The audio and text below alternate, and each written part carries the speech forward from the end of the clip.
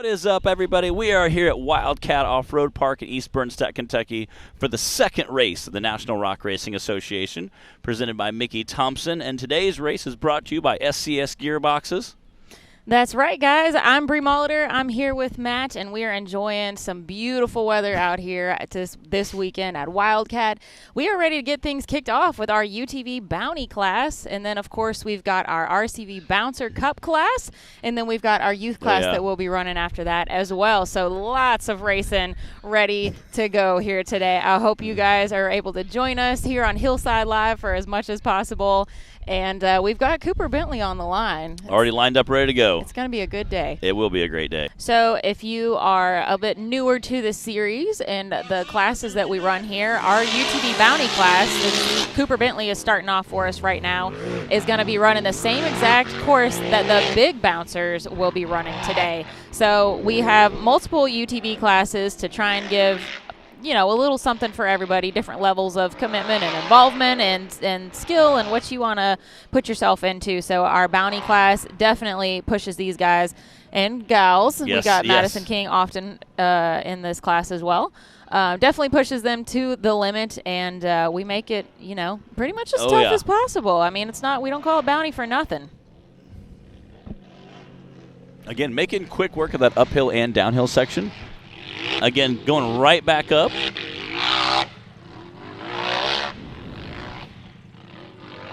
Those are some gnarly ledges, and you really have to keep your momentum going and then kind of let the front end fall because you don't want to launch out the top too much. Getting, again, that rock section there, taking some abuse. Kind of ripping through the woods there. And then this is not a super crazy ledge here, especially for the UTVs. They're a little bit more narrow than some of our big bouncers. We saw our UTV Cup Series come down this yesterday. All right, I think once he turns and is heading back up the hill is when we're going to see some interesting things on this course. Again, watching those whoops through that woods there. Turn and head to the finish line. Again, nothing too crazy. Again, I don't think you're going to see too much crazy. Again, that was Cooper Bentley. 95.038. That was our very first run of the day out here at Wildcat Offroad Park in East Bernstein, Kentucky. All right, Clay Kase on the line now. Clay had a second place finish in the Cup class yesterday and a first place in the stock class. Wow. He went to that far right side and headed up the little brush there. Again, it's pretty wide open at the bottom of that course. Again, there's several long lanes they have to choose from, so they can kind of pick where they go. Obviously, you have to stay in between the flags, but again, this is Clay Kase and his brother Cody. This had his senior prom this weekend. Yeah, that's right. Clay was filling in for Cody yesterday in the stock class.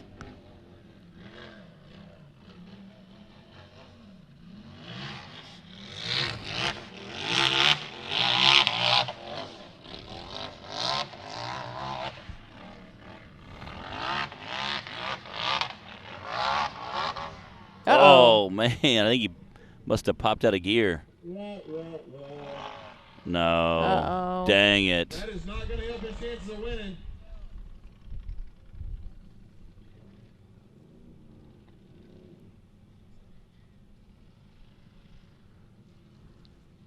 Yeah, the way he took off, I think he must have maybe lost low because he was still able to go forward, but it wasn't moving near as aggressively. Bad news for Clay. Oh, man. Man, had a great run going. Well, hey, he's already been on the podium twice this weekend, so,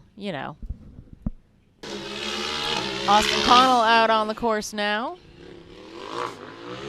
The great thing about having this whole area at Wildcat is how spectator-friendly it is. Yeah. Everybody can get set up out here in their spot and be comfortable and be able to see everything and be at a safe distance. And then we've got lots of options for all of our different classes for the drivers out here too. So really great setup out here that we enjoy at Wildcat.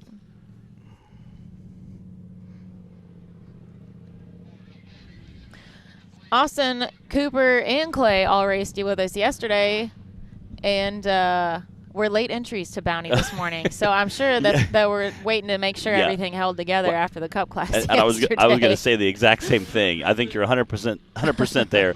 They got to make sure the rig stays together. Either that or somebody was applying some peer pressure this morning to get them signed up. That could be as well. Amongst the fellows, I'm sure there's some camaraderie there, some teasing. So. Oh, I heard some little side betting going on last night, hanging out the Davis and the Heckley camp. Yeah. Man, Austin got to the same spot as Clay. Did they lose belt? Oh, man. Oh, man. Dang it. You know, and this is actually one of our tamer bounty courses that we've had. It really is. You know what? That just goes to show you never know what's going to happen in a race. Everything might seem pretty cut and dried, but you never know.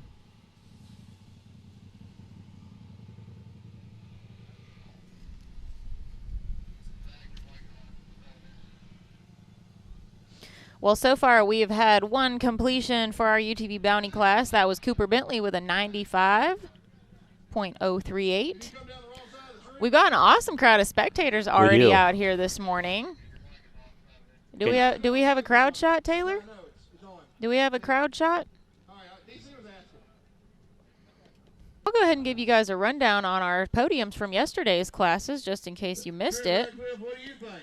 Yesterday we ran our UTV stock class, and Clay Kase won that for his brother Cody. And then we had Daniel Heckley in second place and Brandon Davis in third. Then in our VIN class, we had Don Curtis in that top spot, followed by Charles Caris and then Justin Hoback. And our UTV Cup class, Dylan Dowler took home the win, followed by Clay Kaysen and then Casey Howell. Those are your podiums from yesterday's racing. Do we have any predictions for today? We've got 3 classes running. We've got UTV Bounty, the Bouncers, and our youth class. I want to hear who you guys think is going to be in the top spot in all 3 of those classes. We got several of you tuning in right now on Rock Racing TV. Let me know what you guys think.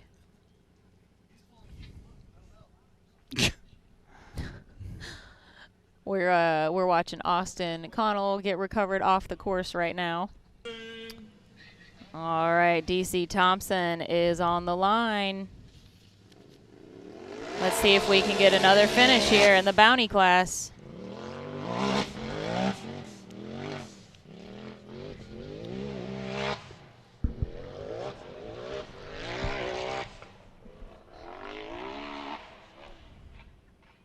Oh no, what is happening today?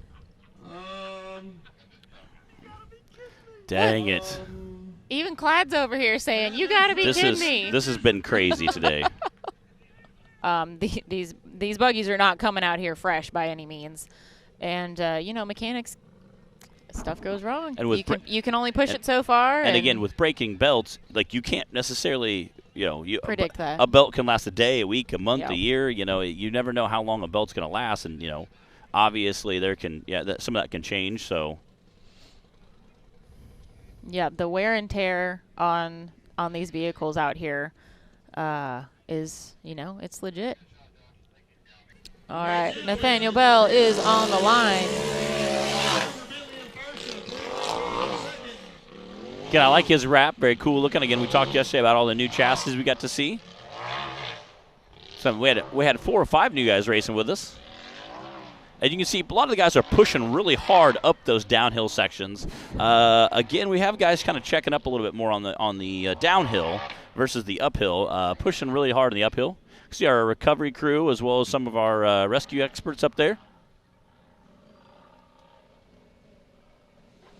Yes, big thank you as always to our volunteer recovery crews that are so quick on their feet and always ready to assist our drivers, to our EMS and fire crews that are also ready to go, hanging out on the hill, and our pit team for helping us keep everybody doing our safety checklists, checking that safety requirements on the starting line, helping us keep everybody lined up and moving along here. Oh, yeah. Couldn't do it without all of those guys.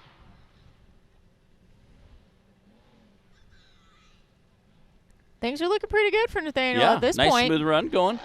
Oh. Whoa! Wow! Launching off that ledge.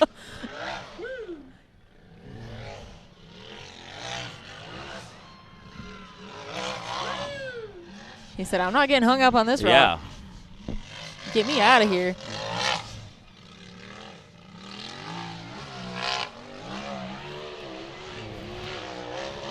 There we go.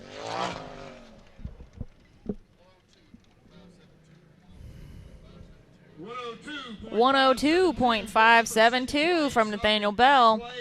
Cooper Bentley still in the lead with a 95. We've got Josh Pinsky on the line now. Chase says, good luck, Colby Reich and the 8-Up Racing crew. Again, that's one of our local guys. Colby was our featured driver for yesterday's Featured Driver Friday. Got Josh Krapinski taken off the line.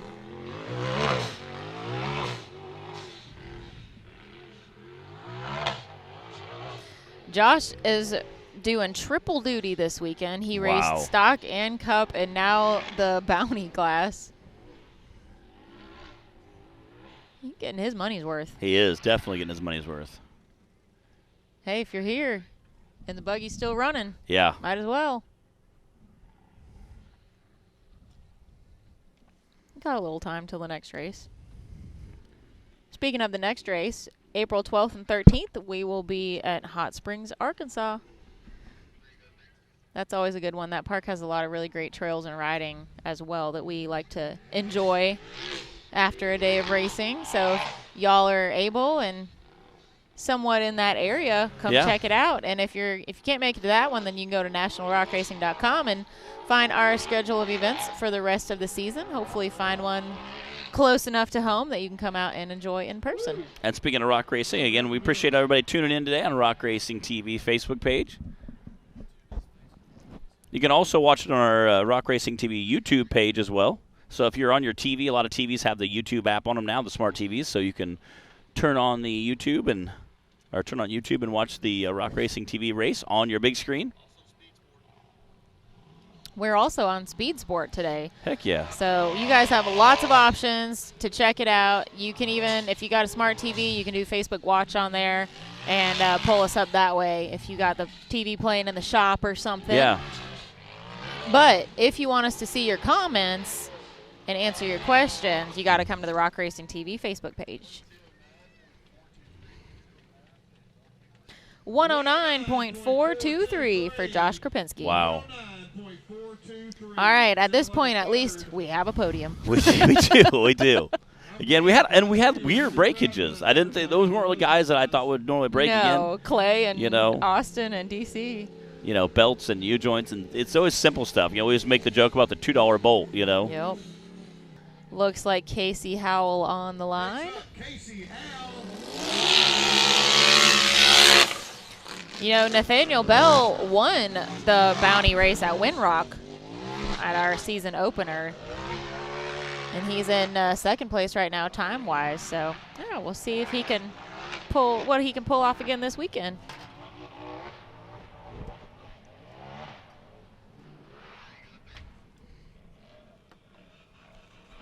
Tell you what, Casey's on a tear. Looking pretty good for Kase right now. Fast enough to take first right now if he can keep it up. Oh, no. I might jinx him. He had such a good run going. He did.